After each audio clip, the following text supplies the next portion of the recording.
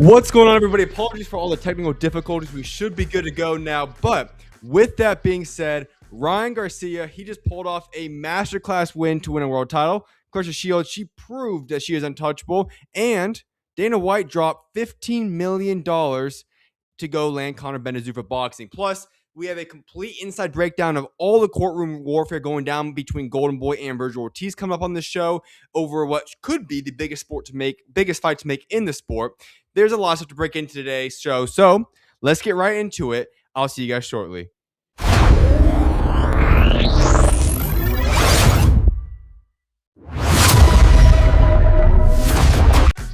What's up, everyone? Welcome back to the SchuZ Show. I'm your guys' host, Zach Shoemaker. We have a loaded show for today between all the fights that went down this past weekend. We had 3 massive cards, including one that went down in Vegas, the UK, and Detroit, Michigan. We've got new champions, tons of drama, and massive legal battles to get into with what went down with the 154-pound weight class with Vergil Ortiz and Jaron Boots Ennis. But let's kick it off with nothing else other than the fight that went down in Las Vegas. So we had a fight card that a lot of drama happened. I mean, we look back on Saturday, and you obviously have a stat card, one of the biggest fights, which is Hitchins, Oscar Duarte. That one gets canceled. I'll give you guys my thoughts on that one. But of course, we're going to kick it off with none other than the main event, Ryan Garcia, Mario Barrios. This was a very interesting fight. And I recall back on Thursday's show, I gave you guys my thoughts, and I said, listen, let's be honest here. Ryan Garcia should win that fight. Mario Barrios, in all due respect to him, I've always said he is probably one of the weakest champions in boxing. This is a man who's had his career managed perfectly. I mean, you look at Mario Barrios, this man has fought a Manny Pacquiao, Ryan Garcia, Tank Davis. You know, this man has had big fight after big fight, which means he's got a lot of big paydays. But when you talk about how good he actually is inside the ring, his actual God-given ability, his talent, it obviously should not allow him those opportunities. So massive props to his management team. That being said, I do want to give respect to the man real quickly before we get into Ryan Garcia. That is a tough, tough man. You look at Mario Barrios, that is the one thing he has. He might not have, the skill set, the speed, the technique, the power. He doesn't have those attributes. But one thing he does have is he is a tough fighter. I mean, you look at this man, he gets knocked down in the 30-some seconds into the fight, and he ends up getting back up, lasts all 12 rounds of that fight. So for Mario Barrios, listen, he will be back in some form of the picture. I don't know if he will ever be world champion again, but he will be a very, he's a tough opponent to get through. He's not anybody that can just walk right through. That being said, though, I want to talk about Ryan Garcia because I made a point on Thursday where I said this. Of course, should Ryan Garcia win the fight? Absolutely. But I was very clear. I'm not going to act like I came up here and said Ryan Garcia is going to have, a dominant performance. I said clearly on Thursday, I don't know what to expect in that main event. Mario Barrios, I know what we're going to get from him. We're going to get a tough fighter that, you have to work to beat him, but you should be able to beat him. And if you're Ryan Garcia, you have so many more God-given abilities than Mario Barrios has. But the problem is what Ryan Garcia are we going to see? This is a man we've seen so many different versions of throughout his career to this point. And I'll be honest, I was impressed with him on Saturday. I'm not going to sit up here and say, Ryan Garcia is some superstar that went out there and, he proved it against an elite opponent. No. But Ryan Garcia did just what I wanted him to do, which was he went out there, he dominated. I mean, Ryan Garcia defeated Mario Barrios via unanimous decision. But the result, he is now a world champion. And what I was looking for specifically in that fight was, for the most part, to be honest, where was he mentally? All fight week, I was very impressed with where Ryan Garcia was. This was not the Ryan Garcia from the Devin Haney fight, nor was it from the Rolly Romero fight. This was a much more locked-in Ryan Garcia. And then we look inside the ring. Like I said, I thought he was going to win the fight in terms of just how much better he was than Mario Barrios. I was looking for a few things, and specifically was this. How focused and disciplined was he inside of that ring? And I was very impressed in that regard. This was by far the most locked-in version that we have seen of Ryan Garcia in a very long time, maybe even in his entire career. This was by far, I'd say, the most all-around we've seen from Ryan Garcia. We all knew he was a one-trick pony in a sense of having that left hook. When we watched the very beginning of that fight and he knocks down Mario Barrios in 30 whatever seconds it was with the right-hander, I was shocked. Listen, I got up out of my chair. I'm like, shoot. This is a different Ryan Garcia than we've seen recently. And then you go throughout the duration of that fight. Ryan Garcia utilized the really multiple different facets outside just the left hook time and again. And then we find out he also hurt his hand to some extent. I don't know the exact injury report, if it's significant surgery. I don't know those regards, but some form of injury did occur to Ryan Garcia in the right hand, and he still utilized that time and again. You see, this is what I wanted to see from this man. Could he go out there? Can he get right mentally? And obviously, a very wide unanimous decision. 119, 108, 120, 107, 118, 109. The speed was very present. It was much too much. It was too much for Mario Barrios to handle. And then you talk about it. He just looks strong. Ryan Garcia, obviously Mario Barrios was a bigger fighter in the ring, but Ryan Garcia just looked strong. He looked disciplined, was in the right pace, landed cleaner shots. He completely controlled the fight from start to finish, and that's what shocked me, because I never expected Ryan Garcia to be a guy that would go out there and win pretty much every single round of that fight. That's not the type of fighter we've come to know about Ryan Garcia. We knew this was a knockout type guy, but we did not know Ryan Garcia was a guy who was going to be able to put on a masterclass like that. And so I was very, very impressed with Ryan Garcia. At the same time, though, let me make this clear. I'm not going to go on a hype train right now and act as though Ryan Garcia is the truth. That Ryan Garcia all of a sudden is, that guy at 147. No, this was a very good performance that Ryan Garcia got him right back in the picture now. And so that's what I want to talk about next. What is next for Ryan Garcia? Well, let me make this very clear. If Ryan Garcia can remain right mentally, if he can get past all the stuff he was going through outside of the ring for the past 18, 24 months, and Ryan Garcia can lock in and be focused for the next future of his career, Ryan Garcia is going to make a lot of money in this sport, and Ryan Garcia will be successful. Do I think he could beat a Devin Haney in the rematch? I don't know right now. That's to be determined. But what I do know is the Ryan Garcia we saw in the ring against Mario Barrios was a much improved, much better, and a much more focused fighter. Now, Ryan Garcia, he brands himself obviously to be very entertaining. He's an entertainer at the end of the day, and that's fine. He can do a little bit of that. But can he be right mentally? Can he stay focused, stay disciplined? And if Ryan Garcia does just that, if he approaches each fight the way he did Mario Barrios, both outside and inside the ring, Ryan Garcia, as I said, will make a lot of money and have a very successful next 5 to 8 years in the sport, whether that's at 147, 154, eventually, whatever it is. Ryan Garcia can have a good run, so that's going to be very interesting to see. But let me go to the top in the chat real quick. What's up, Claymore? Hope all is well, my man. And then we got this one. Hitchins, yes. I'm going to talk about that very second. We'll get into that topic very, very shortly. But yes, I've got some thoughts to share about the Richardson Hitchins situation there. So let me finish up the Ryan Garcia topic, then we'll hop into that one. So what is next for Ryan Garcia? 147 is just a wild weight class. It is something that it's just weird. You've got a lot of big names in there, but a lot of guys, it's iffy. Obviously, I'd say Devin Haney is the best fighter at 147 right now.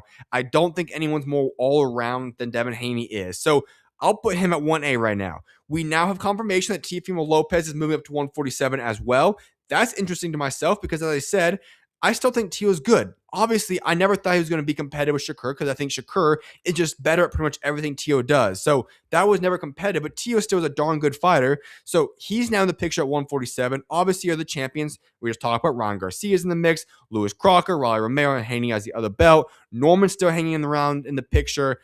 I mean, Manny Pacquiao, he's in there. I mean, it is a weird weight class with names and everything alongside that. So for Ryan Garcia, I'd say this. You really have two big fights to make right now. The biggest fight to make at 147 at the present moment is Ryan Garcia versus Devin Haney. Listen, we talk about a rivalry that's been brewing for some time. We go back to the very first fight, and if you're Devin Haney, obviously you still have that O on your resume, but you still experience what you experienced outside the ring. There's no way in this world Devin Haney doesn't, at least in some way, shape, or form, want that get back. And if you are Ryan Garcia, I have to imagine you want to prove that you're still that guy inside the ring. So there's a lot of question marks from that. And at the end of the day, it was a messed up situation. Both guys, specifically the Haneys, should want their get back on Ryan Garcia. And let's just talk about this from a promotional standpoint. Ryan Garcia and Devin Haney is one of the biggest fights you can make in America. It is one of the easiest fights you could possibly sell. There's drama. You have a mega name in Ryan Garcia, a very big name in Devin Haney. Obviously, you have two guys that are talented. It's a unification fight. This is all lined perfectly. There's no ifs, ands, or buts. This is the fight to make if you are Devin Haney and Ryan Garcia. A unification, rivalry, the get back, the rematch. Everything is lined up perfectly to make this rematch happen. If for some reason boxing happens the way boxing goes down and that's not on the table, then the fight I'd say you make is Shakur Stevenson. Now, let me be very clear. Do I think this is a good fight? No. Shakur is going to go and probably win 12 rounds in that fight. Maybe Ryan Garcia gets lucky and gets a drop. Maybe. I don't know. But it's not a competitive fight. That being said, Shakur wants it. And the way they were talking after that fight, it seems like this is a very good chance that fight does happen as well. And you could probably sell it quite well as well. If you're Shakur Stevenson, that will look huge on your resume. You're going to move up weight classes once again, become a world champion now at 147. And I don't think it's a very competitive fight for Shakur either. So that is a fight I could see happening. But listen, it needs to be Devin Haney and Ryan Garcia next. That's the fight I want to see. That's the fight I hope we see.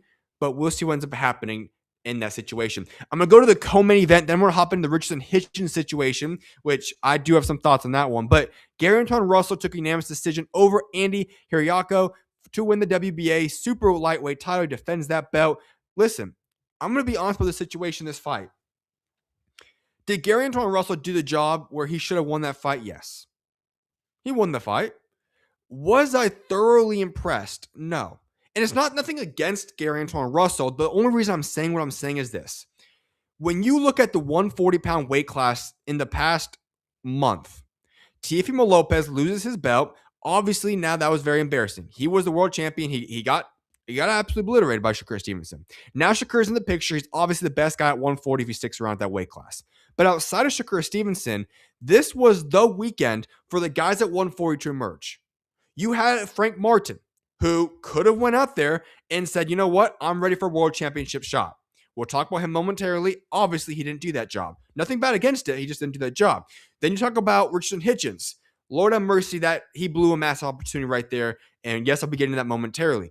Obviously, he didn't take advantage of this weekend. Antuanne Russell, obviously, he's the other champion. Also, Dalton Smith, he's fine for the time being. But for Antuanne Russell, he could have went out there and put on a clinic. Once again, not a bad performance. But if you are Antuanne Russell, this is a man who had an absolutely nightmare in terms of arriving in Vegas. He didn't get into America until 3 days before the fight. He was on a 17-hour jet lag flight.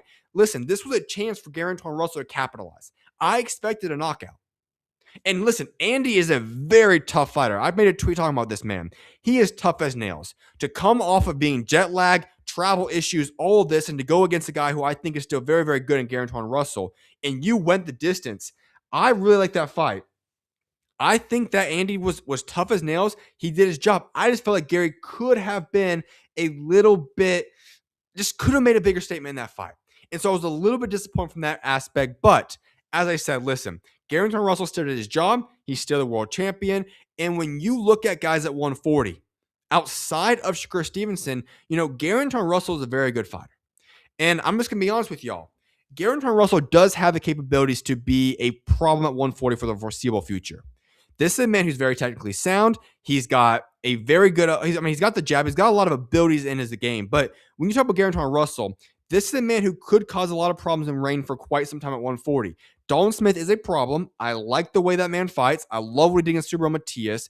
And then obviously Shakur. I don't think anybody would beat Shakur at 140. But if you're Antuanne Russell, this is a good fighter that I think we're going to have to keep our eyes on. And I don't know what Shakur does, but you talk about two top guys I'm most confident at 140, not including Shakur. It's Dalton and Antuanne Russell. I think both those guys have a bright future in that regard. Let's see what the comment section says real quickly. Not 8-4, 7-5. Hiraoka will concede. I'll concede a draw, but Antuanne doesn't like the back foot and good jab. He may have been exposed. I agree with that 100% there. I mean, I thought the scorecards were a little bit wide as well. Let me see one more. He had a game boxer punch in front of him. They got to go back to the lab. Shakur going to do him bad. I 100% agree. That's what I think at when we talk about, this fight overall. There was some moments I just felt like it wasn't, like I said, he won the fight. It just was not, it wasn't the statement I was looking for from him. And I felt like it was all set up for him to go out there and have that statement win with the layoff and the jet lag. He just didn't do his job in that regard, and that's unfortunate. But as you said, if he were to fight Shakur, he's losing that fight. Same with Dalton Smith. Nobody at 140 is beating Shakur. The only question is you take Shakur outside the picture. Let's say it goes up to 147. What do you have at 140? There's a lot of questions right there. I'm going to talk about Hitchins in a second, but yes, there's a lot of questions. So as I said, not very impressed with Gary Antuanne Russell. I thought it was he did his job. Just I felt like he did not deliver what he could have. All right. I saw that come up here by Boy Memes. Richardson Hitchins did a nasty duck. Day of the fight, Duarte was going to become champion. Yeah. All right. Here's the deal about this whole situation with Richardson Hitchins. Obviously, this was a fight that I talked about on Thursday. I was hyped for. I said, okay, this was the moment for Hitchins. And listen, Hitchins is a good fighter. Don't get that twisted. He is solid, technically sound, good boxer. He's got a lot of ability. But what I've always said was this. This man, I think he believes he's a little bit better than he is in terms of attractiveness. He thinks he could sell a lot. And I recall back, they were negotiating the Keyshawn Davis fight. This man, don't quote me, I believe it was $2 million or 1.5, something along those 2.5 maybe even, that he was demanding in order to fight Keyshawn Davis. Hitchins believes, and it might be his managing team alongside him, but he believes that he is this massive draw. He's not. Hitchins is not somebody that people find very entertaining to watch. He's very technically sound, but it is what it is. He is not a big draw, and he does not bring a lot of money in. That's why his promotional situation was very rocky, and he was very dumb with the way he handled the Eddie Hearn and Matchroom situation. At least Eddie Hearn signed another contract. But here's the deal: if you are Richardson Hitchins, this was your weekend to make a statement. This was the biggest fight of your life. Why do I say that? It was on the biggest stage that you have ever been on. This was your moment to go out there and prove to everybody that you can take on a tough fight on Oscar Duarte, that you can perform in the bright lights in Las Vegas on a massive card, a ring card. You had everything going for you in terms of this being your night to make a statement. And on top of that, you know the business side as well. You know that if you don't fight here and you have to move to 147, your promotional deal with Matchroom is over. Remember, his deal with Matchroom is only as long as he's champion at 140. If he moves up to 147, that promotional deal with Matchroom is off the table now. That's one of the clauses in the contract. And so now you're in a tough predicament if you're Richardson Hitchins. You had so much on the line here in this fight. Not only was it a statement night that you needed to make a statement in, but you have a business aspect as well that if you don't have Matchroom backing you, you're not going to sell well, and I don't know who's going to sign you. And so there were so many things on the table, and I get it. I'm not going to be a guy that says you have to go out there and perform and fight when you're injured or sick. Those are legitimate excuses if he truly were sick. But the point of the fact of the matter is this. Sometimes there is too much at stake to possibly risk not stepping foot in that ring. And I don't know the extent. I don't know if he truly was sick. I don't know how sick he is, and that's why I hate putting him in this position. But as a fighter, there are some moments that you just have to say, no matter what happens, I need to make sure I'm in that ring and I do my job. This was that moment for Richardson Hitchins. He needed to be in the ring on Saturday. He needed to fight Oscar Duarte because there's so much at stake for himself. In fact, it's so much more at stake that he could have lost by not fighting, as opposed to if he were to go in the ring, give it his all, and possibly lose to Oscar Duarte. And so this was a moment that if you're Richardson Hitchins, you need to be in that ring. And it is a bad PR look for yourself. And now you put yourself in a very tricky predicament in terms of where you go moving forward. It's a tough, brutal thing. And I want to go over to Oscar Duarte as well for a moment. This sucks for that man. I made a tweet on Saturday right when the news came out, and I said this about it. I'm heartbroken for the guy. When you are a fighter and you have this opportunity to fight on a massive card like this, to become world champion in Europe, and you've gone through and put all the money into having a long, extensive training camp to be prepared for the biggest night of your life, and what happens? You end up having your fight canceled hours before you step foot in that ring. That is brutal. And so for Oscar Duarte, I don't know what comes next. I don't know what's going to happen with Hitchins, but regardless of what that is, Duarte better get a world championship shot next. Whether that be against Hitchins, if they give Hitchins another opportunity to defend his belt, or if Hitchins vacates and does whatever's going to happen next for the man, and then he fights for the new belt there. Whatever it is, Oscar Duarte better get a world championship shot, because what happened there is dirty. And a lot of fans don't understand this about boxers. When you are a boxer, you're paying for your camp. That is a lot of money. He went through that whole entire camp and doesn't even get the fight to result. So it's essentially, in a certain aspect, it is a blown opportunity and blown money for him. That sucks. And so it's such for Oscar Duarte. It's a horrible situation. I would have loved to have seen that fight. As I said, I had Hitchins favorited to win that fight, but it was as close to 50-50 as possible. And I believe my quote on Thursday was something along the lines of, don't take this bet and do not take my advice and say, I'm guaranteeing Hitchins to win. This is a neck and neck fight. It really comes down to a styles type of fight. Hitchins is a little bit more skilled, but Duarte brings the pressure. I could have seen the fight going either way. It's just like I said, tough night. I don't know where Hitchins goes from now. If I were to make my prediction, my honest prediction of what it is right here is this. We're not going to see Richardson Hitchins fight with Matchroom ever again. I believe Richardson Hitchins will have to vacate the belt at 140, or will at least choose to do so at 140. He will move up to 147, and due to the fact that he's not going to have many promotional opportunities, don't be shocked to see the man sign with Zuffa Boxing. That is my personal guess. Don't have any inside information, but if I were to make a guess, expect Richardson Hitchins, my guess, to move on to Zuffa Boxing and be a 147-pound fighter, because at the end of the day, he's not going to have a lot of options. He does not sell well. The matchup contract's over if he moves on from 140. Very tough predicament. Let's go to the comment section real quick. Let's see what we got going on right here. Hitchins gonna fight Conor Benn for the Zuffa belt. All right, well, I just said the Zuffa idea. I 100% agree with you. That would make sense, especially at 147, but I agree. Whatever it is, I think he has to go to Zuffa. At the end of the day, listen, he's in a tough predicament. It's what I've always said about the guy. Is he skilled? Yes, but he does not sell well whatsoever. He just doesn't. I know a lot of guys, he's skilled, but he's not even at the level of a Tio or a Shakur or any of those type of guys. He's just a good, solid boxer. He does not put seats. He doesn't fill the seats up. He's not entertaining. He's not trendy. He doesn't know how to build up a fight properly. There's just not a lot of money this guy brings in the sport. So if you're going to go somewhere, he might get desperate, Zuffa Boxing, and I do think that would make sense from a Conor Benn fight.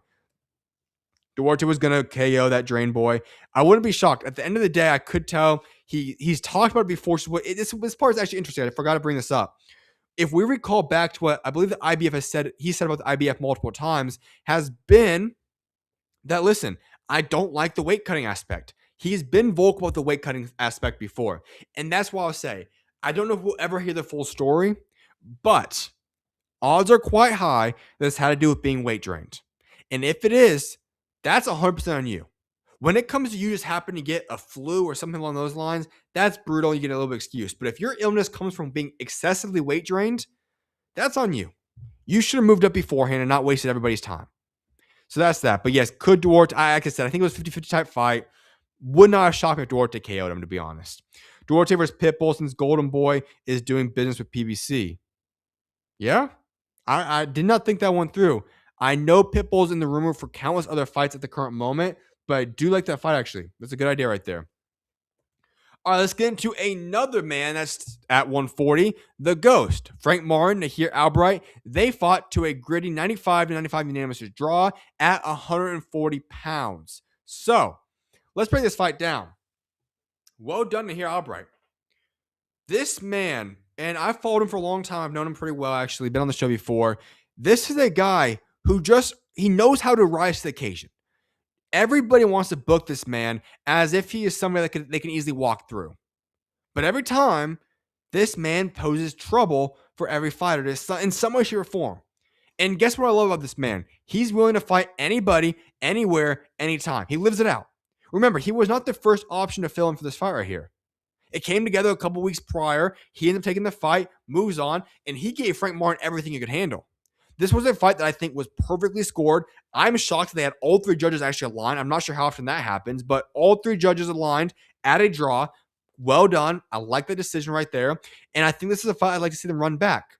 Now, I had Frank Martin predicted to win this fight, so I was wrong in that regard. If you are Frank Martin, you have to get your get back now. I talked about it on Thursday. This could have been the year for Frank Martin to establish himself as a star at 140. We just talked about earlier, 140 is a wide open weight class. Outside of Shakur Stevenson, which I just don't know what he's doing right now, there's a lot of gaps and holes and openings where you could become a star there. And if you were going to be Frank Martin, there was the openings this year. Now you have a draw, not a bad performance by Frank Martin, but if you want to elevate yourself, go after the rematch. Make the adjustments that you need to make and go beat Nahir Albright. I want to see the rematch. I think that's the fight to make. I don't think it was bad performance by anybody involved. Nahir Albright shocked a lot of people. I don't know what that singing was at the end of the fight, but hey, you be you, go out there and do your thing. But regardless of the fact, Nahir Albright, he earned his mark. He should get another payday. Frank Martin should want that get back. Make the rematch happen. I think that's what needs to happen for both guys. That would make the most sense. So hopefully we get a rematch in this fight. So a couple of the fights I want to get into that was on the undercard here was we had, let's see what the other ones were. Let me pull it up real quickly. All right, so the rest of the undercard, then we had a heavyweight fight go down with, or actually, I'm going to go right here. We're going to see the comment section, then we'll pull into the rest of the card. Wu may need Zuffa, get him that activity in front of a huge audience, build a fan base, he becomes money. You know, that would not shock me. I didn't think that went through either. I don't know what his contract currently looks like at the current moment, promotional wise, but yeah, I would not be shocked by that one at all. I could very well see him actually go out there. I mean, I wouldn't be against it. Like I said, I think at the end of the day, Frank Martin has that ability to be very marketable. So you talk about pairing him with Dana White. I do like that pairing a lot there. I like that a lot, Clay. Actually, I never thought that through right now, but at this point in time, as I'm going to get into shortly, everybody's on the table. Zuffa's buying guys right now. That would be a very interesting buy for them right there. I think he needs to stay active. That's the biggest thing for him, but we'll see where it goes from here. All right, so let's get to the rest of the undercard. Beck the Bully, he went out there, put on exactly what I expected. I think I actually predicted a 6th or 7th round knockout on Thursday's show, but he did exactly that. Brutal 7th round knockout over Senya Agbego. He will look very good. This is a guy who I think is a legitimate problem. You look at what he's done, his resume is built up. This is a very underrated fighter, Uzbek style. He's got a lot of skill set. And what is a revolving door right now, 168, where, you know, anything could happen. This is the guy that I think we should keep our eyes on. He's very skilled, very tricky fighter to come through. I like this guy a lot. Amari Jones, he battered Luis Arias into a 4th round corner retirement. That was an incredible performance. Very good quick output from him. I like Amari Jones as well. He signed a Golden Boy at this point in time. I think we're going to see a lot of him this year. Quickly rising up the rankings. I know he's inside the top 15 at least one of the ranking bodies. He's a young guy. Keep your eye on him as well. Then Muhammad Alcala, he came out, vicious 2nd round KO over David Calabaro. And then Joshua Edwards, he handled his business, cruising to a shutout. Unanimous decision, 60-54 across the board over Brandon Colantino. I like Joshua Edwards. Surprised he didn't get the knockout, but this is very good for his career. He has been getting knockouts within the first 1 to 3 rounds every fight of his career up until this point. Going to the decision, going this many rounds, getting underneath his belt is good for him. And just a little hint preview, he's going to be on the show in a couple of weeks. But for Joshua Edwards, this is the guy you got to keep your eyes on. We look at the American heavyweight division, it's not very promising. Under 25, we don't have a lot going for us. This is one of our few hopes right here. Keep your eyes on him. I think he looks quite well. Let's go now to the grudge match that went down in the UK. Actually, before we go into that, real quick for the comment section, if anybody has any thoughts on, you know, the weekend, who your biggest standout performer was from the Vegas card, let me know your thoughts in the chat. Also, make sure to hit that like button, the reshare button, the share, whatever, retweet, whatever button you are, depending on what platform you're tuning in on. Make sure to do that. I would appreciate that. On YouTube, there's also a hype button. If you click the hype button, I would greatly appreciate that as well. But let's head over to what went down in the UK real quickly. You know, we go across the pond. They're fighting in Nottingham. And this was what I called, you know, the last man standing. I think that's the way it was promoted as well. 2 guys, Leigh Wood and obviously Josh Warrington. They had the rematch. It was a very dominant performance by Leigh Wood. And Leigh Wood made sure he was the one that did the job. He defeated Josh Warrington by unanimous decision. And this was just a dominant outing. It wasn't competitive. You look at 119-109, 119-110, 117-111 were the scorecards in this fight, and Leigh Wood did his job. Remember the very first fight, Leigh Wood was not doing good at all. He was not doing good through the first 6 rounds, and then round 6 or 7, whatever it was, then obviously he gets the knockdown and knockout of Josh Warrington, flips the fight, completely just changes the whole dynamic of the fight, wins the fight right then and there. This is the rematch they came back to, and Josh Warrington just got outclassed. Leigh Wood looked very, very good. He fought a very disciplined fight, a punishing fight. They went to war. It was a fun fight. But here's the deal. For Josh Warrington, who has had a remarkable career to this point in time representing the UK, it's probably time to hang it up. I even said that going back a year and a half ago when he lost his last fight. And I said, listen, you get to a certain point where you just don't have it anymore. I think this was evident. There was not the Josh Warrington of old whatsoever. I don't know where that Josh went. Age, war, whatever it is, he did not look very good in this fight. I didn't like it. So if you are Josh Warrington, it's probably the end of the road for you. It's time to go back. You got back-to-back losses to Leigh Wood now, a brutal stretch of fights. You've had some brutal wars you've gone throughout your careers. This probably means it's the end for the Leeds Warrior. I think it's time to have that conversation. Probably time for him to move on and, get on from business there. As for Leigh Wood, I also would not mind seeing this man move on from boxing either. He's had a great run, but you got the W. There's more fights to make now if you so choose to, but going out on top with the big win over Josh Warrington wouldn't be a bad way for him to end his career. Real quickly, is touching up on the undercard, Belal Fawaz. He took a majority decision over Ishmael Davis, which was a remarkable fight right there. And I have both interviews with Ishmael Davis and Belal Fawaz on my YouTube channel. If you don't know Belal Fawaz's story, I encourage you to go check out that interview I have with him. I think he might just have the best story in boxing. Just to give you, just off the top of my mind, this man was trafficked from Africa over into the UK.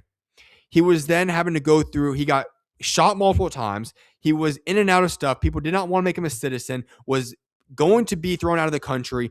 There is so many things about what this man had to go through, working as a janitor, so on and so forth. And he finally got legalization to be in the UK. And this man has turned into becoming a British champion now. One of the most remarkable stories in all boxing. And like I said, I encourage you, if you don't know his exact story, go check it out. My interviews on my YouTube channel with him, we go through his whole journey. It is one of the most remarkable stories to hear from. And so this man becoming British champion, it's what makes boxing special. To see this man rise to this point, pull off the upset against Ishmael Davis, and he fought brilliantly. I mean, this was a man, it was a back and forth fight. The way he ended that fight was beautifully. Just a remarkable fight right there. So hats off to that man. Sandy Ryan, she secured a majority decision to keep her WBC title. And then we saw a few heavyweights make quick statement wins in the first round, being Dave Allen and Leo Atang. Leo Atang, of which he's young. We're not going to see him on the competitive scene for the heavyweight division probably for another 24 or so months. He is only 19 years old, I believe now. Listen, he's special. He's very, very, very good. Keep your eye on this man. He is a rising star in British boxing. All right, comment section real quick. Let's see what we got going up in here from Claymore. All right. Edwards needs activity and competitive matchmaking. He needs Zuffa, LOL. Let's be honest, American heavyweight division is looking good at Zuffa right now. With new acquisitions, Josh can grow well there. Not against that either. I will admit, as much as Golden Boy frustrates me a lot of the time, he has been pretty active. I was talking, he's going to be on the show very shortly, and I know his manager was talking about what his schedule looks like for the rest of this year, tentatively, obviously. But they're keeping him really active at the current moment. And I think we look back at just last year alone, because he made his debut last year, and he already fought, what was it now? I'm going to go over his pro one. Looking up his box rec real quick to make sure I get the right amount of fights. I think it was, he made his debut last year. I think he had 5 fights in his first year. Yeah, I mean, he fought 5 times last year. So in that regard, I will give credit to Oscar De La Hoya and what they've done over there, because with Joshua, 5 fights in your first year is pretty good overall, I'd say, for your debut year. So that was good. And then obviously already kicking off in February with a fight. I know he's going to be fighting, I believe, in April as well. So keep your eyes on that one. But I wouldn't mind it. Obviously, Zuffa Boxing going to acquire a lot of guys, but I will give props on this one. They have been moving him pretty well, in my opinion, to this point in time. All right, let's go down to women's boxing that went down last night. Claressa Shields. Let's go down to Detroit. The drama before the fight was almost bigger than the actual fight itself. If you're not familiar with what went down there, that was quite the scene. I'm not sure. I know it's happened before, but the brawl to that extent happening in the press conference and weigh-ins and all that stuff was wild. It got to the point where the fight almost didn't happen due to injuries, foolishness on all fronts in that regard. At least the fight ended up happening, but Claressa Shields, she defeated Franchon Crews-Dezurn, and she by unanimous decision. It was an absolute dominant performance, was not very competitive. She did her job. Obviously for Crews, she had a swollen knee and ankle. It almost did not happen in this fight. They got evaluated by doctors. She ended up getting cleared to fight, and it ended up happening. But it was a complete and total domination, as I expected. All 3 judges scored at 190. It was not competitive. They were very competitive for certain moments in the very first fight, but the first minute. Outside of that, Claressa Shields, she dominated. She retains her undisputed heavyweight titles, moves to 18-0. And I'll be honest about Claressa Shields. She is the best woman in women's boxing right now. And I get it. Katie Taylor, I'll call her 1A, 1B. However you want to do it, that's fine with me. But when we talk about Claressa Shields, This is as dominant of a woman as we're going to see. What she has already accomplished at her age, 18 at this point in time, is remarkable. Very few have been able to accomplish what she has done, both men's or women's boxing. And I know we can go on and on. Oh, the competition isn't that great. She hasn't fought the best of the best, so on and so forth. Here's the deal. What she has done with what she's capable of doing is remarkable. She's not ducking anybody. She already made it clear that she's going to start working her way back down the weight classes now, hopefully leading to the Michaela Mayer fight, which would be one of the biggest fights to make in women's boxing. But what she has done for the sport of boxing, the way that she sells out stadiums, the way she did last night, what she is doing in terms of the entertainment aspect inside of the ring, the way she fights, the domination, she is the total package. When she wants to call herself the GOAT, at the end of the day, I'm not always a big fan of people calling themselves the GOAT and proclaiming praise on them in that regard, but she backs it up pretty darn well. And when it is all said and done, one day in the future, there's a legitimate chance that we do look at Claressa Shields and say, you know what? This is the greatest woman to ever box. She is doing that, her job inside of that ring, absolutely dominant. She proved it once again last night. What she is doing is on another planet. In my opinion, you have to put her pound for pound number one. I get Kay Taylor. You want to call him 1A, 1B, I'm fine with that. But at the end of the day, what's happening right now with Claressa Shields, she is dominating, and she did her job. All right, going back to the comment section, let's see what we got. He's active, but he needs competitive matchmaking or he's going to get cooked. That I do agree with right there. What he's been fighting overall has not been competitive. It's been obviously him dominating from start to finish every single time. So I do agree with that aspect right there. We'll see what happens there. He is still very, very young, but obviously there is time to start developing. So we'll see what happens there. But I wouldn't mind that. Obviously, I mean, you and I both know I like Zuffa boxing. It would not shock me if he ends up going there. I think at this point in time, everybody's on the table, which I will be talking about very shortly. All right. So I told you guys on Thursday that the hearing for the Vergil Ortiz and Boots Ennis court case was going to be on that Friday, 10 a.m. So we now know what's going to happen there, but I'm just going to give you guys a breakdown. Now that we know the court ruling for the time being, I'm just going to give you guys the entire picture. I want you guys to know the facts of everything going on right now in regards to the Vergil Ortiz, Boots Ennis situation.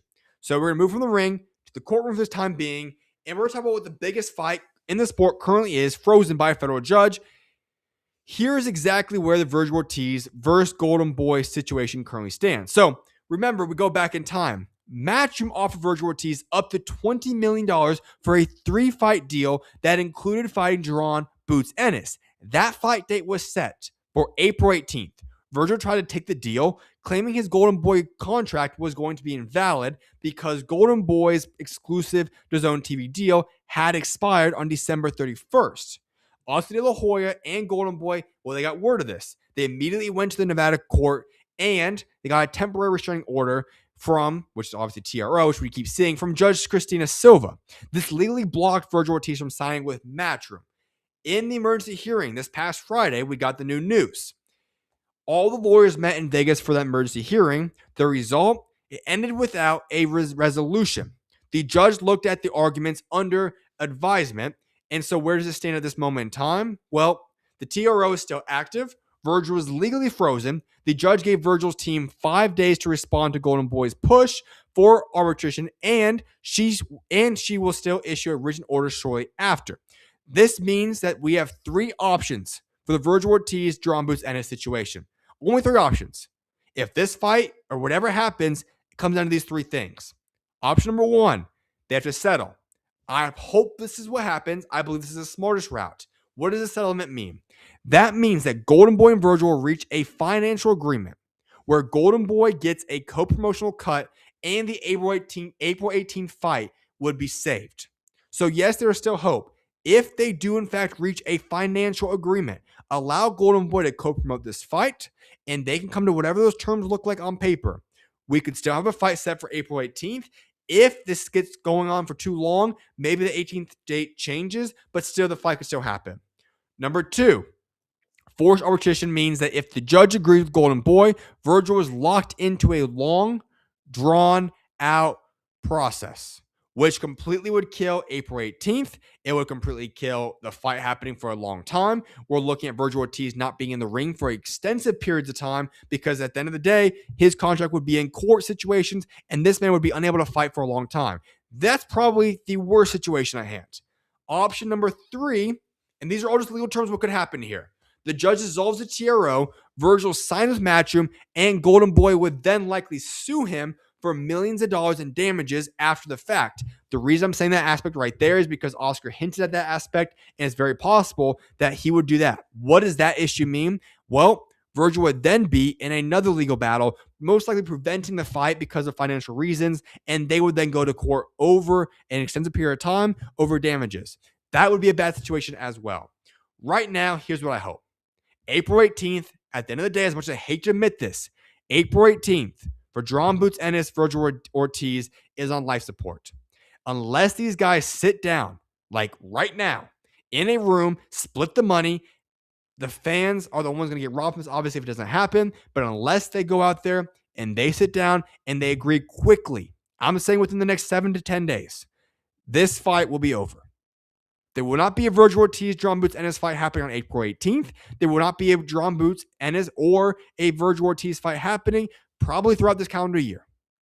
Because of what happened with the entire Matchroom trying to take over the contract and all the legal situations, we could be in a long drawn out process that ends up resulting in not only the Boots Ennis and Vergil Ortiz fight not happening, but also Vergil Ortiz not fighting for an extensive period of time. So there is lots of stuff legally going on right now behind the scenes. And if this fight does not get done within the next 7 to 10 days where they negotiate, I'm just going to bust everyone's dreams. The fight that we called potentially the fight of the year this year, that one of the biggest fights to make in American boxing, will fall through, not happen. And here's the deal. If it does not happen, this is a problem for American boxing. I've been very clear about this. These are the fights that define American boxing. Two guys in their prime. Two of the best fighters in the world. I call them both top 15 fighters. Give or take a spot or two. Not having these two guys fight in the prime when both fighters want to fight, and the only reason it doesn't happen is due to promotional reasons and legal issues, is an embarrassment for the sport. No other sport do you have these issues occurring. And so if I were these guys in the promotional groups right now, I'm doing whatever I can to make sure I can come to terms with an agreement, get rid of all the background biasness and hatred you have towards Eddie Hearn and for Eddie Hearn towards Oscar De La Hoya. Get rid of all that garbage. Make the fight happen. That's what fans want. You are on the clock. We are looking at 7 to 10 days, make or break having this fight happen this calendar year, and who knows if it ever would happen. And what I hope is that Vergil is not going to be stuck up in a long, drawn-out legal process that we don't get to see him in the ring for a long time. Because all I can say is from a legal standpoint right now, this situation is a mess. Vergil Ortiz is going to be in a lot of situation problems right now, and hopefully the situation gets resolved, but it's not looking too good at the current moment. So that's what we've got in store for that one right now. All right, let's hear what we got right now. Edwards looked disinterested in that plumber he fought against. He fought down to the competition. Competitive matchmaking will make him better. I 100% agree with that one. Yes, I do agree with that. He did not look interested, which I was a little bit shocked because he's been knocking out almost everybody's fought quickly. I was surprised he went to the distance there. So I think in those rounds still was good for him, but I do see what you're saying right there. I do agree with you as well. Jermell versus Boots. Let's go. All right. I mean, listen, at the end of the day, here's what we do know. And I even went back, and I want to make this clear to everybody. I recall saying this. When the talk of Oscar De La Hoya was saying all the stuff about Vergil needs to be the A side, and he needs the, what was it, 60% split, whatever it was, I forget the numbers. But when all that talk was happening, I always made this very clear. When we talk about who was in the best situation from a moving forward standpoint, it was always been Boots Ennis. And I said this is why. For Boots Ennis, because of Matchroom and Eddie Hearn, you have, at the time, the winner, Courtroom, Josh Kelly, that now being Josh Kelly. You have a world championship shot there. You also have a unification shot where Xander Zayas and Abbas Barao, because he's going to be the mandatory for them. And on top of that, obviously, now for Charlo, you could obviously be, you could obviously have that negotiated for Vergil Ortiz. But listen, for Vergil Ortiz, you only have the Fundora as a possible fight to make. And then on top of that, you're now in a legal situation where you might be blocked from fighting for a long time because of legal issues. And so all I can say is this. Boots is in a perfect situation right now. It sucks for Vergil Ortiz, and I hate this for the guy because Vergil, he wants the fight to happen. There's no faulting Vergil Ortiz here. He wants to make the fight happen, but he's caught up in the bogus business aspect of boxing. And it's what sucks. Because Vergil's done nothing wrong. It's been his management team that obviously went behind the back of Oscar De La Hoya. Rightfully so, but still it is what it is. You can't do that legally. It sucks. But Boots Ennis, yes. Charlo's the fine fight. I still go for the unification with Xander Zayas. You could go for Josh Kelly. Regardless of what it is, Boots' next fight is going to be big for himself. Boots has a very good chance of becoming world champion, and I think that's what we're going to see him do. Most likely, that's my guess, but Charlo's an option as well. So we'll see what happens, but just to make it very clear, Boots Ennis is in a great situation right now. He's going to have a massive fight next. For Vergil Ortiz, I just don't know where he goes, and that's why I say his management team has put him in a very tough spot right now, and it sucks. All right, we've already been talking about Zuffa boxing on and off throughout the show, but you know what time it is for? Well, while Golden Boy has been blocking money and making fights not happen, you know who's been doing business? Dana White. What happened right after my show on Thursday, I guess the next day? Well, one of the most shocking business moves that I've seen in boxing history went down.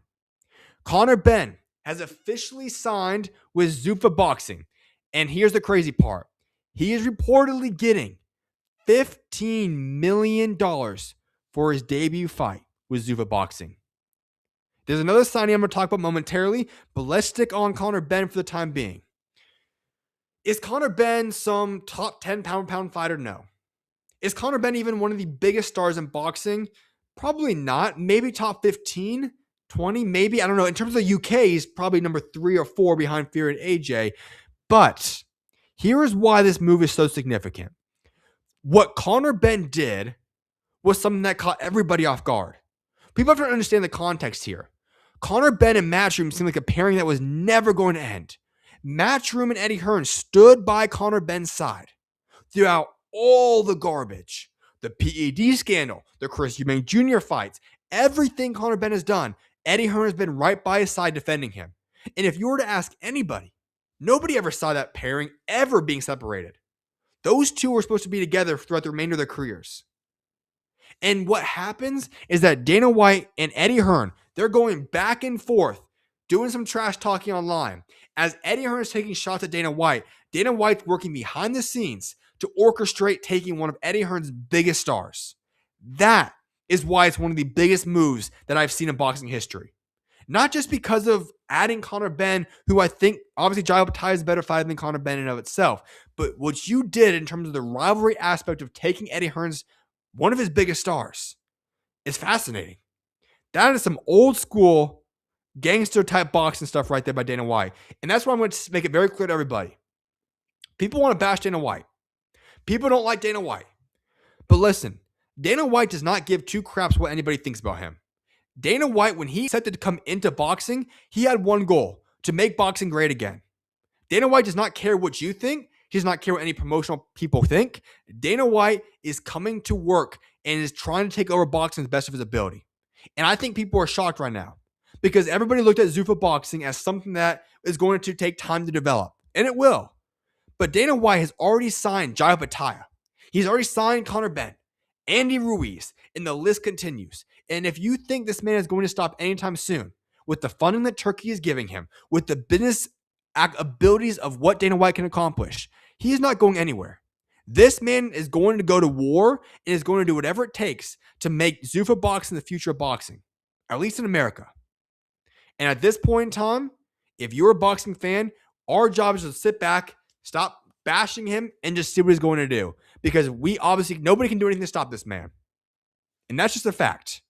What Dana White's doing right now, what he did with the Conor Benn situation, I mean, he legitimately stole from Eddie Hearn, one of his biggest stars.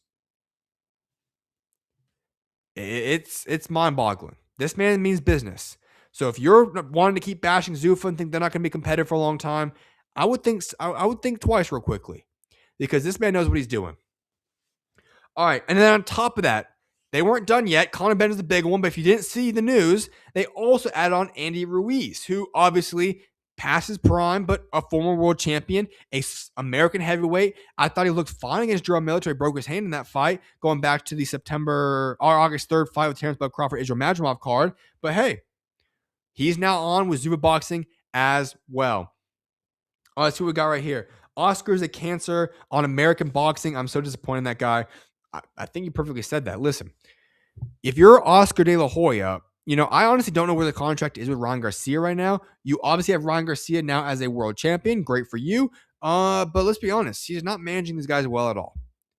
I think Oscar De La Hoya is so caught up in himself and what he believes is right that he's not doing what's best for his company, not doing what's best for his fighters, and it's causing a massive bit of lots of issues.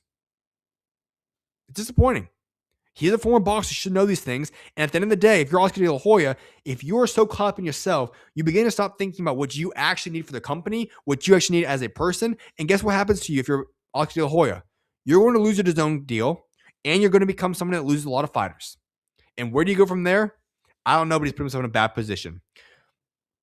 Zuffa is invading the space, has to bring in a game Dana is dialed in, playing chess, not checkers, boxing with some healthy promoter competition.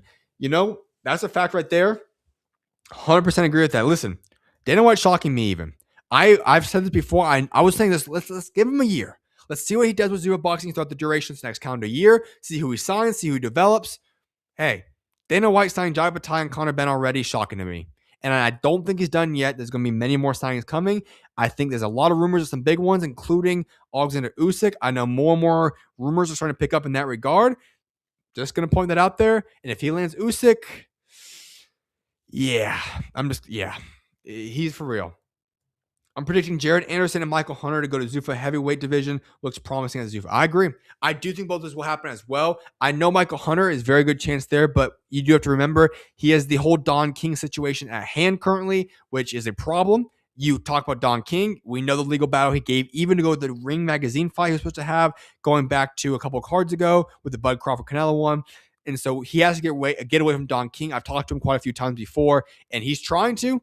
But we all know Don King is he's stubborn, to say the least. So we'll see what happens there. But Jared Anderson, I think that could very well happen as well. The whole Top Rank situation's a mess right now. And so I could see Jared Anderson moving over to Zuffa boxing as well.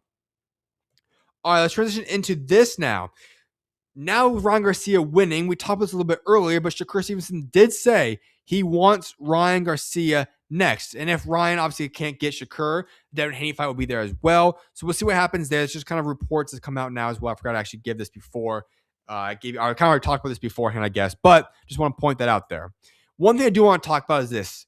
There has been more and more rumors. Somebody brought up on the show, I think it was 2 shows ago, but it was this. They said, Xander Zayas, Devin Haney, is that the fight you want to see? I didn't think about it much, but then Bill Haney came out and he confirmed Xander Zayas' team has reached out to begin preliminary negotiations for a fight. So there's a legitimate chance now, folks, that we see Devin Haney move up to 154 at some point to fight Xander Zayas. Do I want to see Xander Zayas and Devin Haney fight? Not right now. I get the intrigue by some people. I get why some people want to see Zayas and Devin Haney fight, but if I'm going to be honest with you guys, I think if you're Devin Haney, there's business to take care of at 147. I think, as I said earlier on the show, Devin Haney, Ryan Garcia needs to happen. We need that fight. I want to see the fight happen. That's one of the biggest fights to make in American boxing right now. Make that fight happen. On top of that, you could have a Shakur and Devin Haney fight one day. If you're Devin Haney, you have a Lewis Crocker fight, Roy Romero, you could unify as well. There's fights to make. And if Devin Haney and Zayas were to fight right now, Devin Haney's the massive favorite.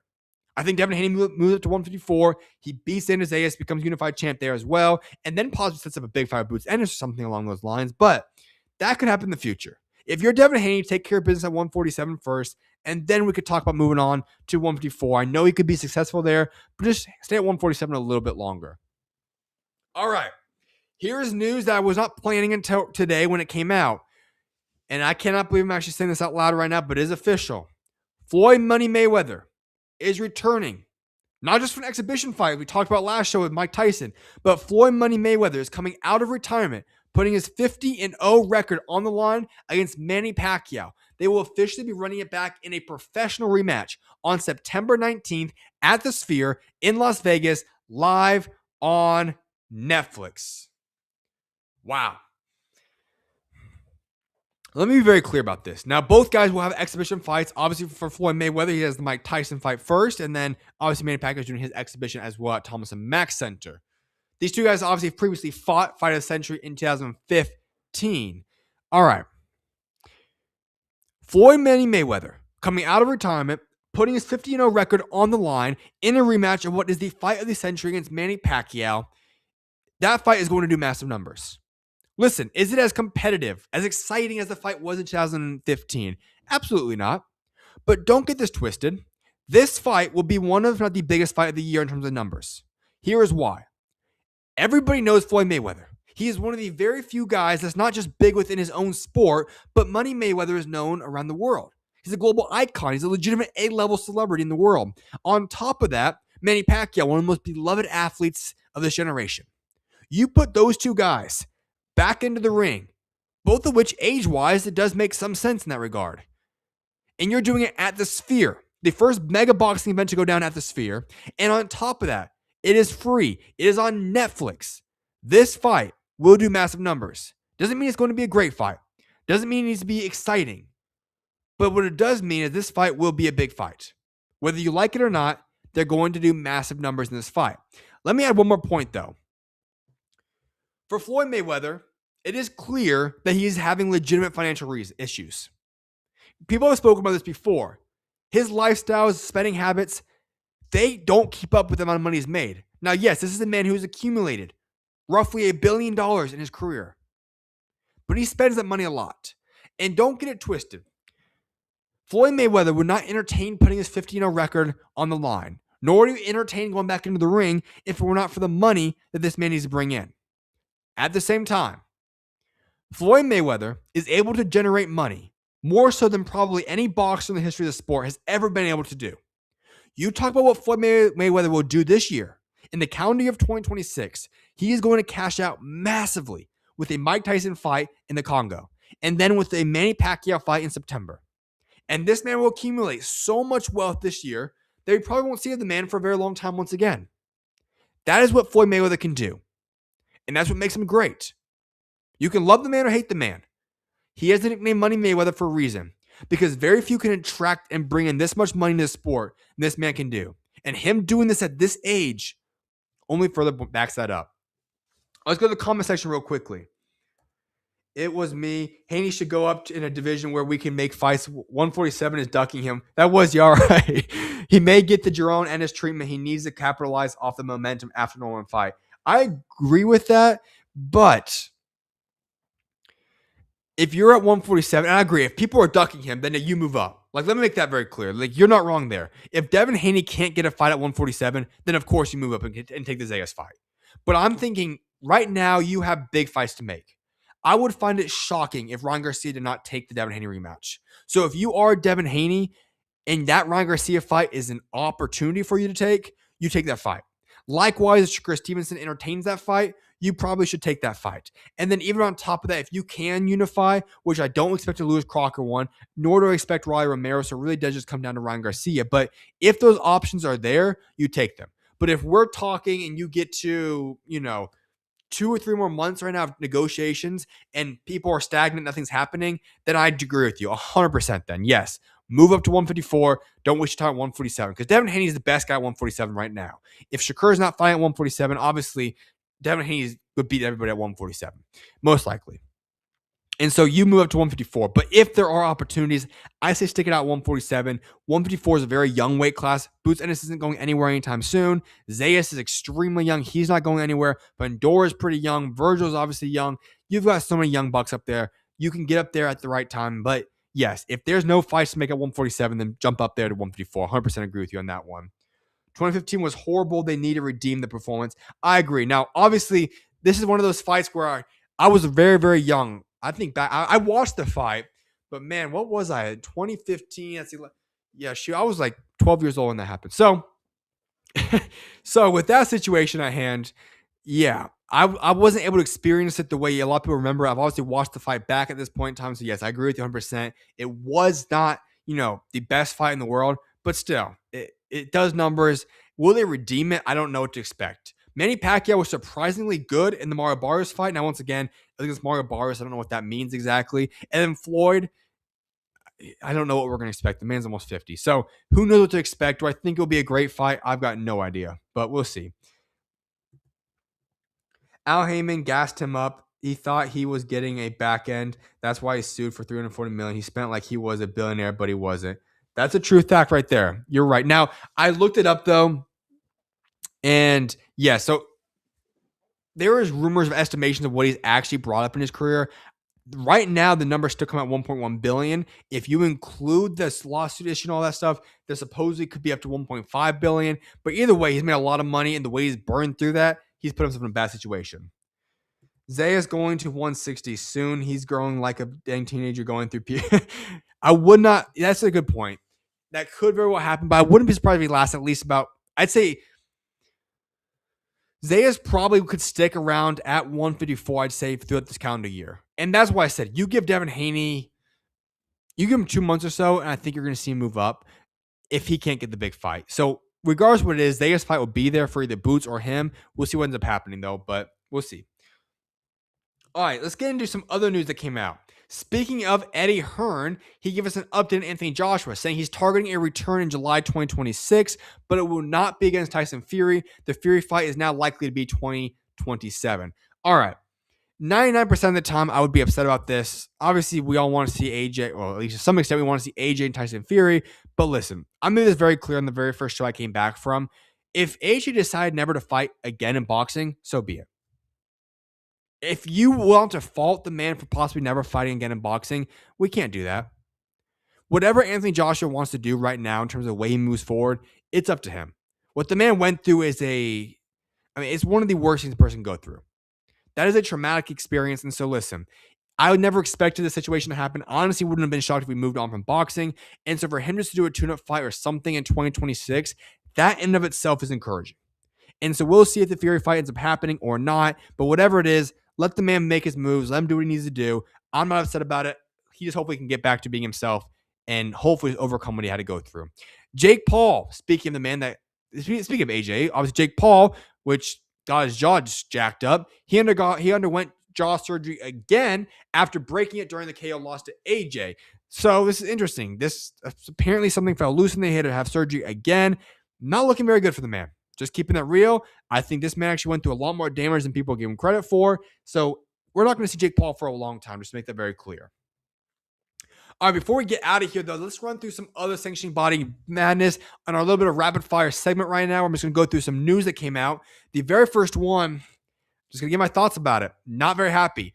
Janibek suspended. Don't mind that part, but listen to this. The WBO suspended middleweight champion Janibek for 1 year for a positive drug test, but did not strip his title. An interim bout between Denzel Bentley and Saavedra has been ordered. Listen, by not suspending Janibek is disgusting. Janibek deserves to be not just suspended for a year, he deserves to have his belt stripped. Listen, if you're going to be testing positive for performance enhancements, you have no business being in the sport of boxing. That is my thought. And if you're going to do something to that extent, you need to be stripped from your belt. You need to be moved on from. And listen, you can work your way back up in the future, but serve your suspension without that belt. So you're telling me that he's going to be able to hold the belt hostage for over a year because of a mistake that he made by trying to cheat his opponent out? That does not sit right with me at all. If we're going to actually fix this PED issue in boxing, how do you do that? Well, you suspend guys and you don't allow them to come back and fight with that belt still in their hands. So this precedent that's being set right now by allowing Janibek to come back and still retain his belt is disgusting. Janibek should have had his belt stripped from him, and Janibek should not be the world champion while still having to serve a suspension. That's my thoughts. So Denzel Bentley and Saavedra are there to be fighting, and they'll be the interim champion, and Janibek will be forced to fight them upon his return. But in my opinion, Janibek should not be the world champion either way. Absolutely disgusting work in that regard, and it's very disappointing. So I'm not sure why they allowed that, but that's the situation we're currently in. Andy Cruz, apologies for that one. He accepted the IBF lightweight final eliminator against Albert Bell, which means that he's going to be making his return, and Andy Cruz gets another shot at a world championship, which is a little bit shocking, but it's the way that they typically work now, I guess, in boxing. And so, yes, Andy Cruz will be fighting, and he's going to be fighting Albert Bell for a title eliminator. Then we have IBF news. IBF welterweight. The IBF ordered a final eliminator between Karen and Patty Donovan, which is a very intriguing fight right here. They'll be fighting the winner of the Liam Paro fight coming up very shortly. Karen, obviously, he's had a solid career. We know him famously for the Boots fights. And then you talk about Paddy Donovan, a man who did beat Lewis Crocker both fights, in my opinion. Obviously, the first one he rightfully lost because of, well, being dirty. The second fight, I thought Paddy Donovan clearly won that fight. Still don't know how Lewis Crocker won it. It is what it is. They'll be fighting for a chance to go fight for a world championship as well. All right. Well, that wraps up a lot of the boxing news I want to get into in today's show. But before I end the show, though, I want you guys to check something out real quickly because I had an interview recently released with one of the top rising prospects in all boxing right now at the heavyweight division. My opinion, I think he's one of the top prospects under 20, probably one of the top prospects at the heavyweight division. I think Mosey Toma is number one. This man could very well be number two. So I want you to check this out real quickly because this man is a problem. He's a very special fighter as well. And let me pull it up real quickly for you guys. I want you to check out this quick little segment. You guys can check out the full interview. It is on my YouTube channel. But this man's a problem. Check out a quick segment from my interview with Antuanne. Antuanne, here it is. Eddie Hearn has said this before, that he said that you and Mosey Toma are destined to rock with each other for the next decade. I do believe that's true. When you guys talk, I've said it many, many times. I think you two are the two best prospect heavyweight fighters in all the world. And that's something Eddie Hearn has backed up before. Is this a fight that you do want to see have happen? Obviously, we don't know when it's going to happen, but someday in this career of yours, is that probably the biggest fight that you see making for yourself in the future? 100%. Biggest fight, I'm not too sure. But that'll be a great fight, you know, two top class. I don't know if you call him a prospect now. Is he still a prospect? But, like, you know, two top young fellas. He's younger than I. Right. So I just believe I'm going to give him a lesson in, what is it? Respect your elders, mate. Yeah, that'll be a great fight. You know, I'm all for it. I like being tested. I like being pressed. And I just, I've started to notice I enjoy the challenge of when there's someone else who's like strong, especially if they're like a big man, like how Tyson Fury and that Mahmoud is fighting. Like those two, like for some reason, the big men excite me more than the smaller men like Usyk and Moses. But yeah, everyone brings their own challenges, their own tasks, and yeah, can't wait. So do you see that fight probably not happening until, you know, you're more world championship levels? Because obviously we know there's the prospect fights sometimes come together. I feel like this could be a massive fight in the future. I know rumors before Eddie Hearn's kind of floated out there of 2027 possibly even. When do you see that fight happening? Is this something we probably won't have happen until, you know, both you guys are either world champions, you're a top contender or something? Or when could we see that fight ever happen? Yeah, I would say that. I would say, how many fights has he had? He's had like what? Not a lot. Let me pull up the exact list. One sec. Yeah, I'm not too sure. But I do know he's a little bit ahead of where I am. Yeah, he's 13-0 currently. He's more at the level, like he's starting to, well, he's more a little bit well-known than I am. So he's starting to look at those eliminator things, stuff like that. We're not even like in the talk shit. I got no belts. I got no titles. We obviously got to start at the bottom, work our way up. So end of next year, like, you know, when we're both contenders, like you're saying, we both got belts, we're both starting to contend, and then we'll meet eventually, probably for a world title or something like that, which will be exciting. So, if you guys want to check out that full interview, the full interview is officially live on my YouTube channel right now. So if you guys want to go check it out, make sure to go check it out on my YouTube channel. You can check out the full video. It will be available probably if you watch the post-production version. The thing will come up live for you guys. But yes, go ahead and go check it out on my YouTube channel if you guys want to hear from Antuanne and that full interview. Talks about his whole story, his life coming to this point. Very interesting story. And talks about his future plans, what he could be expecting from him this year as well. So let me know. So you guys can check it out. Let me know if you guys think about that interview. It is on my YouTube channel as well. With that being said, though, I see one more comment in the comment section. I'm going to pull that up real quickly and talk about it. Why so late at night? I just kind of what I did tonight. Sometimes I do a little bit later at night. Sometimes I do it earlier in the day. But this was supposed to be actually a Sunday show. But with the Claressa Shields fight, I made it a Monday. But yes, typically my new routine will be going live on Thursday and Sundays, just for you guys to know. But sometimes it's going to be later at night. It depends on what I got going on throughout the rest of the day. But with that being said, I appreciate you for tuning in, my man. God bless you as well, Boxing Learner. So make sure to go smash the like button if you guys tune in on YouTube. Hit the hype button as well. Subscribe. I always appreciate that. If you're tuning in on Rumble, on X, on Facebook, I think that's all the platforms I'm on right now. then make sure to also hit the likes, reshare, repost button, retweet, any of those different things. I always appreciate that as well. Turn on those notifications as well on YouTube so you never miss an episode. I'm your host, Zach Shoemaker, and I will catch you guys back on the live show on Thursday. May God bless you guys all, and I'll see you guys back live on Thursday. God bless y'all.